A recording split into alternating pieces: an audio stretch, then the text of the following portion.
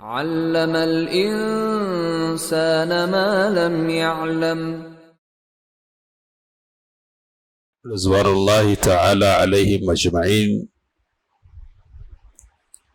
کے سلسلے کی آج کی کڑی میں مشہور صحابی رسول سیدنا عبداللہ بن مسعود رضی اللہ تعالی عنہ کا ذکر ہوگا۔ ابن مسعود ان صحابہ کرام رضوان اللہ تعالی علیہم اجمعین میں سے ہیں کہ جن کا نام نامی تقریباً ہر مسلمان کی زبان پر ہے اور جن سے تقریباً سارے ہی مسلمان واقف ہیں۔ بالکل ابتدائی دور میں انہوں نے مکے میں اسلام قبول کیا ہے۔ سیرت نگار لکھتے ہیں کہ حضرت حمزہ رضی اللہ تعالی عنہ سے پہلے ان کا قبول اسلام ہے۔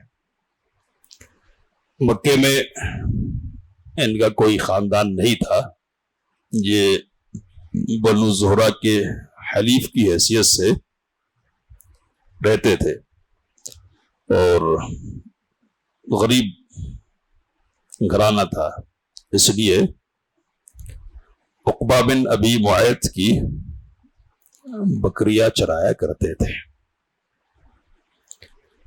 ایک موقع پر نبی اکرم صلی اللہ علیہ وسلم حضرت ابوبکر صدیق رضی اللہ تعالی عنہ کے ساتھ کہیں جا رہے تھے کہ ابن مسعود سے ملاقات ہو گئی۔ وہ اپنی بکریوں کے ریوڑ کے ساتھ تھے۔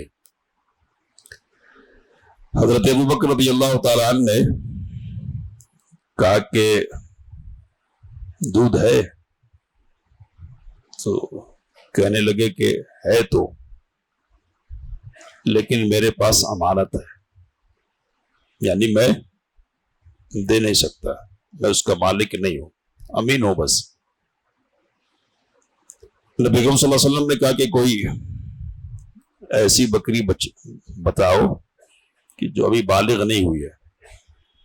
تو ابن مسعود ایک بکری کا بچہ پکڑ کر لے کر آئے اور نبی صلی اللہ علیہ وسلم کے سامنے کر دیا۔ نبی صلی اللہ علیہ وسلم نے اس بکری کے تھن میں ہاتھ لگایا تو تھن پھولنے لگ گیا اور پھر اس سے دودھ دوہا گیا۔ نبی اکرم صلی اللہ علیہ وسلم نے دودھ پیا اور حضرت ابوبکر نے بھی دودھ پیا، اور پھر آپ صلی اللہ علیہ وسلم نے تھن سے فرمایا کہ سکڑ جا، تو یہ تھن سکڑ گئی۔ تو یہ معجزہ نبی اکرم صلی اللہ علیہ وسلم کا ابن مسعود رضی اللہ تعالیٰ عنہ کے سامنے پیش آیا۔ ظاہر سی بات ہے کہ متاثر ہوں گے، تو انہوں نے نبی اکرم صلی اللہ علیہ وسلم کی خدمت میں حاضری دی اور کہا کہ اللہ تعالیٰ جو کچھ آپ کو سکھلاتا ہے نا، آپ پر اتارتا ہے، مجھے پڑھ کر سنائیے۔ تو نبی اکرم صلی اللہ علیہ وسلم نے پڑھ کر سنایا، انہوں نے اسلام قبول کر لیا، اور پھر نبی اکرم صلی اللہ علیہ وسلم کو انہوں نے لازم پکڑ لیا۔ آپ صلی اللہ علیہ وسلم کی مجلس سے چمٹے رہتے، کوشش ہوتی کہ آپ صلی اللہ علیہ وسلم کی صحبت میں زیادہ سے زیادہ رہا جائے۔ تو صحبت کی برکت یہ ہوئی کہ ابن مسعود رضی اللہ تعالی عنہ قرآن کے بڑے اچھے جانکار اور حافظ ہو گئے، اور مکے میں رہتے ہوئے انہوں نے 70 سورتیں نبی اکرم صلی اللہ علیہ وسلم سے یاد کر لی۔ اللہ تعالیٰ نے ابن مسعود رضی اللہ تعالیٰ عنہ کو آواز بڑی اچھی دی تھی، تو اس بنیاد پر جب تلاوت کرتے تو تلاوت سے ایک سما بن جایا کرتا تھا۔ تو ایک موقع پر نبی اکرم صلی اللہ علیہ وسلم نے فرمایا کہ کون ہے جو خانہ کعبہ میں جائے، مسجد حرام میں، اور یہ جو سرداران قریش بیٹھے ہوئے ہیں ان کو جا کر قرآن سنائے۔ تو ابن مسعود رضی اللہ تعالیٰ عنہ دبلے پتلے صحابی چھوٹے قد کے، انہوں نے کہا کہ میں یہ کروں گا. تو غریب صحابی ہے لیکن جرأت ایمانی ہے، کہا کہ میں یہ کام کروں گا. گئے اور سورۃ الرحمن کی تلاوت شروع کر دی. الرحمن علم القرآن. اور جب لوگوں نے سنا، جو بیٹھے ہوئے تھے سرداران، یہی ان کی مجلس لگتی تھی اور میٹنگیں ہوتی تھی، آگے سے متعلق فیصلے ہوتے تھے مسلمانوں کے سلسلے میں کیا رویہ اختیار کرنا ہے اور کس کے ساتھ کیسا سلوک کرنا ہے، اس طرح کے فیصلے کرتے تھے یہاں بیٹھ کر. تو یہ آواز ٹکرائی ان کے کانوں سے، کہنے لگے کہ یہ تو وہی کلام ہے جو محمد جس کے اترنے کا دعوے دار ہے، یہ کدھر سے پڑھنے لگ گیا. تو آئے دیکھا پڑھتا جا رہا ہے، تو پٹنا شروع کوئی تھپڑ مار رہا ہے، کوئی جوتے سے خبر لے رہا، خوب پیٹا اور پٹ کر نبی اکرم صلی اللہ علیہ وسلم کی خدمت میں پہنچے. پوچھا کہ کیسا محسوس ہو رہا؟ کہا کہ اللہ کے رسول صلی اللہ علیہ وسلم سب ٹھیک ہے، اگر آپ کہیں گے نا تو پھر جا کر پڑھوں گا، پھر جا کر پڑھوں گا. تو یہ جرأت تھی ان کی. اب ان کی جرأت کی ایک بڑی عجیب کہانی ہے. کیا ہے کہانی؟ تو ابو جہل بدماش تھا، ہم سب جانتے ہیں، اور مسلمانوں کو چھوڑ تو بڑی بات ہے، عام بات ہے. نبی اکرم صلی اللہ علیہ وسلم کو بھی ستایا کرتا تھا، یہ باتیں ہمارے سامنے آئی ہے. اس کی جرأت اس حد تک بڑی ہوئی تھی اور اپنے آپ کو بڑا 30 مار سمجھتا تھا اور وادی کا سردار بھی تھا، تو اس کا بھی غرور تھا اس کو. تو ایک موقع پر ایسی بات ہوئی اور اس نے ابن مسعود کو ایک تھپڑ دے دیا. اب ایک معمولی قسم کا چھوٹے قد کا آدمی کیا کرے گا، اس کے ذہن میں اسی قسم کی بات ہوگی، لیکن پتا چلا کہ جس چیز کا انتظار نہیں تھا نا وہ چیز ہوگی. کیا ہے؟ تو جواب میں ابن مسعود کا تھپڑ اس کو لگ گیا. چھوٹے قد کے اس آدمی نے تھپڑ رسید کر دیا مکے کے اس سردار کو. اب اس کی کیا حالت ہوئی ہوگی ہم سوچ سکتے ہیں، اور پھر اس نے ابن مسعود کے ساتھ کیا سلوک کیا ہوگا، یہ باتیں ہم کو سمجھ میں آ جانی چاہیے. تفصیلات تو سامنے ہمارے نہیں آتی ہے. تو یہ سابقہ ہوا ہے مکے میں. اللہ کے رسول صلی اللہ علیہ وسلم کے صحابہ کو تکلیفیں دی جاتی تھی تو ہجرت انہوں نے حبشہ کی طرف کی، ابن مسعود نے بھی ہجرت کی، اور پھر واپس آئے تو مدینے کی طرف ہجرت ہوئی اور پہلی لڑائی پیش آئی. تو پہلی لڑائی جب پیش آئی ہے تو 2 لڑکوں نے ابو جہل کا کام کر دیا اور اس کو زخموں سے نڈھال کر کے زمین پر گرا دیا. تو اب یہاں پھر ابن مسعود کا سامنا ہو رہا ابو جہل سے. گردن پر لات رکھ دی اور گردن کاٹنے لگے تو کہا کہ تو بہت بڑی اونچی جگہ پر چڑھ گیا ہے. کہا کہ اے اللہ کے دشمن، کیا اللہ نے تجھے ذلیل اور رسوا نہیں کر دیا؟ کہنے لگا کہ کاہے کی ذلت، کاہے کی ذلت، کیا مجھ سے بھی کوئی بڑی شخصیت ہے جو اس میں مارا گیا ہو؟ یعنی میں اب بھی بڑا ہی ہوں. اور کہنے لگا کہ ذرا میری جو گردن کاٹ رہا ہے تو ذرا نیچے سے کاٹ تاکہ سروں کے بیچ میں میرا سر ذرا نمایاں نظر آئے. اور پھر پوچھنے لگا کہ فتح کس کی ہوئی ہے؟ تو کہا کہ اللہ کی، اس کے رسول کی صلی اللہ علیہ وسلم اور اہل ایمان کی ہوئی ہے. اور پھر گردن کاٹ کر نبی اکرم صلی اللہ علیہ وسلم کی خدمت میں پہنچے ابن مسعود. کہا کہ اللہ کے رسول صلی اللہ علیہ وسلم، میں نے ابو جہل کی گردن کاٹ دی ہے. نبی اکرم صلی اللہ علیہ وسلم نے کہا کہ یہ اس امت کا فرعون تھا، اللہ نے اس فرعون سے امت کو نجات دے دی. اس پر اللہ تعالیٰ کی تعریف. حضرت ابن مسعود رضی اللہ تعالیٰ عنہ نے تمامی غزوات میں شرکت کی ہے اور اپنی قوت کے بقدر حصہ لیا ہے. جب ارتداد کا فتنہ ہوا نا تو مدینے کی پہرے داری کی ضرورت تھی. تو جن لوگوں کو متعین کیا گیا ابن مسعود تھے. ان میں حضرت ابوبکر کے زمانے میں، حضرت ابوبکر کے زمانے میں جنگ لڑی گئی یرموک رومیوں کے خلاف، تو اس میں ان کا بڑا نمایاں رول رہا. اور آگے بات یہ ہے کہ حضرت عمر نے ان کو کوفہ میں معلم کی حیثیت سے اور بیت المال کے وزیر کی حیثیت سے، خازن کی حیثیت سے بھیجا تھا۔ بات آئی ہے اس سے پہلے ہمارے سامنے۔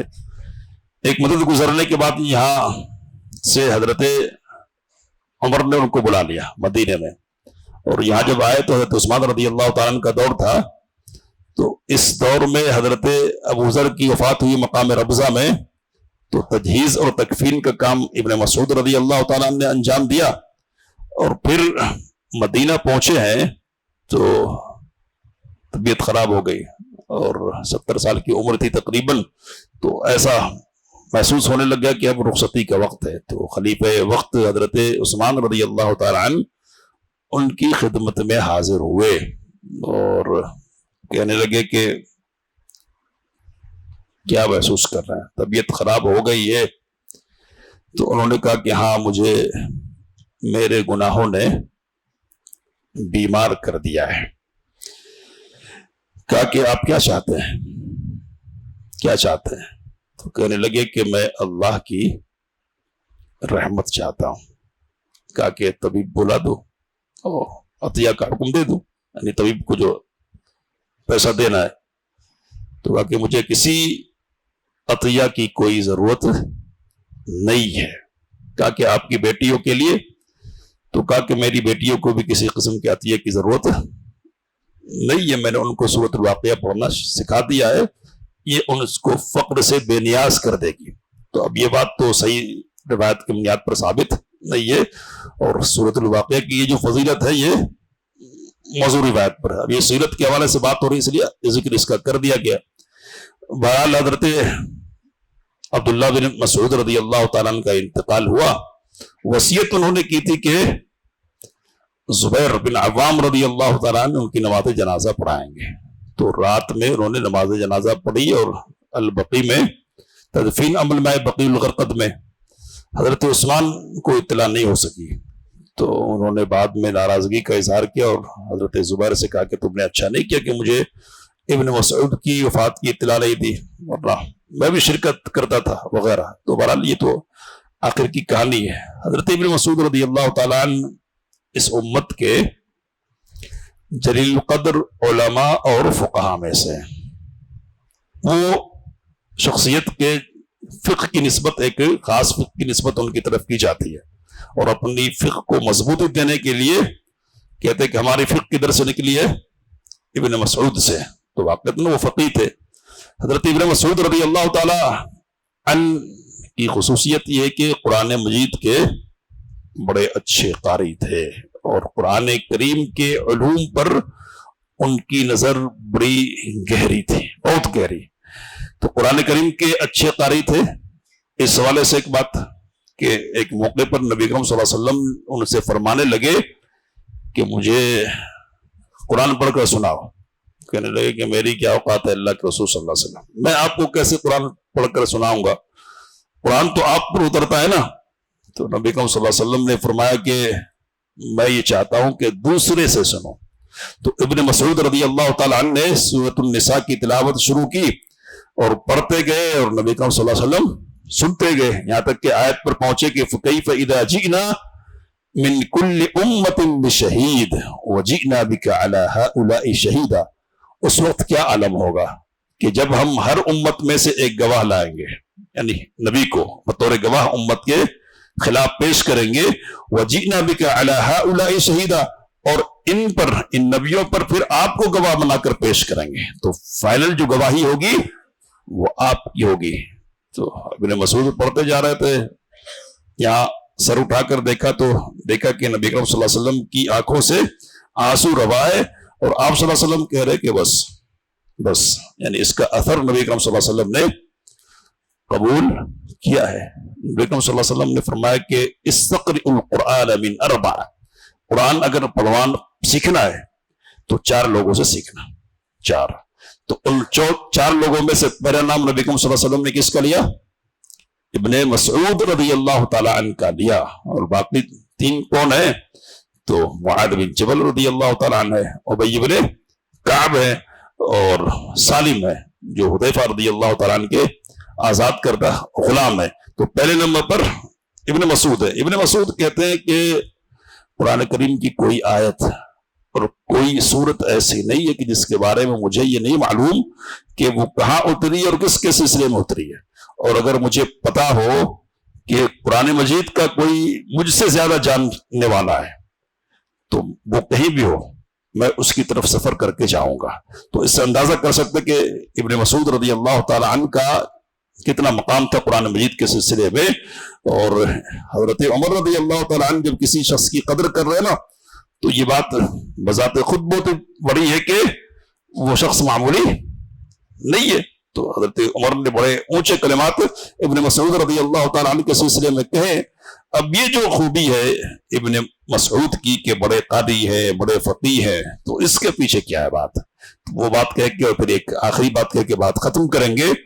بات یہ ہے کہ حضرت ابن مسعود رضی اللہ تعالی عنہ نبی اکرم صلی اللہ علیہ وسلم کے خاص خدام میں سے ہو گئے تھے اور سائے کی طرح نبی اکرم صلی اللہ علیہ وسلم کے ساتھ چمٹے رہتے تھے. مسواک لا کے دیتے, تکیہ فراہم کرتے, یعنی ضرورت کی جو بھی چیزیں ہوتی نا آپ صلی اللہ علیہ وسلم کو فراہم کرتے تھے اور ساتھ ساتھ نبی اکرم صلی اللہ علیہ وسلم کے لگے رہتے تھے. مسجد نبی کی پشت پر ان کی رہائش تھی تو ان کی والدہ اور خود ابن مسعود رضی اللہ تعالی عنہ کی آمد نبی اکرم صلی اللہ علیہ وسلم کے یہاں کثرت سے ہوا کرتی تھی. تو کثرت سے آمد کی وجہ سے بہت سارے لوگ یہ سمجھتے تھے کہ ان کا تعلق نبی اکرم صلی اللہ علیہ وسلم کے گھرانے سے. حضرت ابو موسیٰ اشعری رضی اللہ تعالیٰ عنہ کون ہے؟ یمنی صحابی ہے. تو یمن سے آئے, نئے کثرت سے آنا جانا ہو رہا ہے ابن مسعود رضی اللہ تعالیٰ عنہ کا. کہتے ہیں کہ میں تو بہت دنوں تک یہی سمجھتا رہا کہ یہ نبی اکرم صلی اللہ علیہ وسلم کے اہل بیت میں سے ہے, اس قدر آنا جانا ہو رہا ہے. تو یہ جو آنا جانا ہے خدمت نبی میں حاضری ہے, اس حاضری کی برکت تھی کہ حضرت ابن مسعود رضی اللہ تعالیٰ عنہ کے پاس علم کا خزانہ ہو گیا تھا اور قرآن مجید کے سلسلے میں خاص بصیرت اور قرآن مجید کے خاص قاری وہ ہو گئے تھے. اللہ تعالیٰ کے یہاں ابن مسعود کا مقام کیا ہے؟ تو اب ایک موقع پیدا ہو گیا ایسا کہ نبی اکرم صلی اللہ علیہ وسلم کی زبان سے ابن مسعود کے حق میں بڑا جملہ نکل گیا. کیا ہے وہ؟ تو ایک سفر ہے, صحابہ کرام رضوان اللہ تعالی علیہم اجمعین کی جماعت ہے, پیلو کے درخت پر ابن مسعود مسواک کے لیے چڑھ گئے. کپڑا ہٹا, پنڈلی نظر آ گئی, دیکھا صحابہ کرام رضوان اللہ تعالی علیہم اجمعین نے کہ ابن مسعود کی جو پنڈلی ہے نا بہت باریک ہے. اب ان کو ہنسی آنے لگی, تعجب کتنی باریک پنڈلی ہے. نبی صلی اللہ علیہ وسلم نے کہا کہ مما تضحکون, کیوں ہنستے ہو, کیا وجہ ہے؟ تو کہنے لگے کہ ابن دقت ساقی, ان کی پنڈلیاں دیکھیں کتنی باریک ہیں. تو اس موقع پر نبی اکرم صلی اللہ علیہ وسلم نے جو بات کہی ہے وہ کیا ہے؟ بہت بڑی بات ہے. کہا کہ والذی نفسی بیدی لہما اشد فی المیزان من احد. یہ جو باریک پنڈلیاں ہے اور اس قدر باریک ہے کہ ان کو دیکھ کر تمہیں تعجب ہو رہا ہے, قسم ہے اس ذات کی کہ جس کے ہاتھ میں محمد صلی اللہ علیہ وسلم کی جان ہے, یہ دونوں پنڈلیاں میزان میں احد پہاڑ سے بھی زیادہ وزنی ہے. تو علم کا وزن اور کس کا؟ ایمان کا وزن ہے, ایمان کا.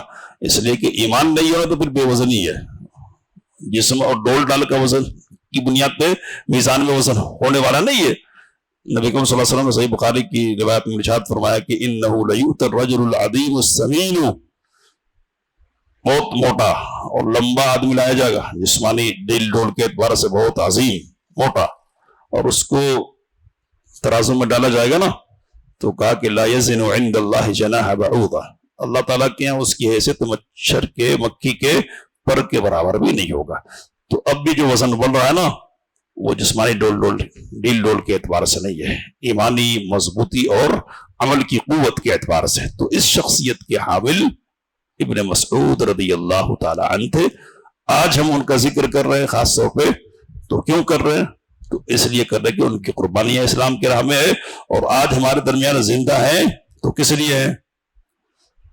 علم کی بنیاد پر, خدمت کی بنیاد پر. اور یہ جو علم ان کو ملا ہے نا وہ کس بنیاد پر ملا ہے؟ تو وہ بات ہمارے سامنے آ گئی ہے. ہمیں عبرت اور نصیحت حاصل کرنی چاہیے. اللہ سے دعا کی باتوں کو سمجھنے اس کام لینے کی توفیق مت فرمائے. آمین. وآخر دعوانا الحمدللہ رب العالمین. علم الإنسان ما لم يعلم